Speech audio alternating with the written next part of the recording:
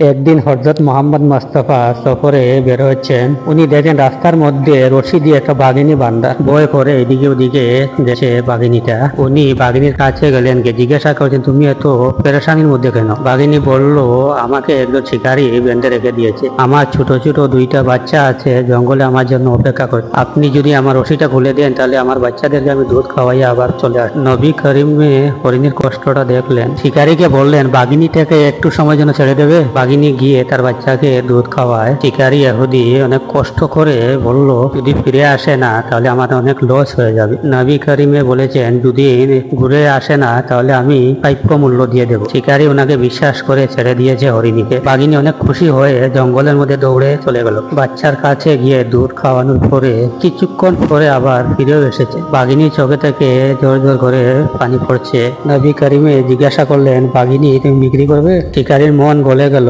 শিকারী খুবই আদবের সাথে জবাব দিলেন, আমি আপনাকে এটা উপকার হিসাবে দিতে চেয়েছিলাম। নবী করিমে হেসে বলছেন, আজকে থেকে তুমি আজ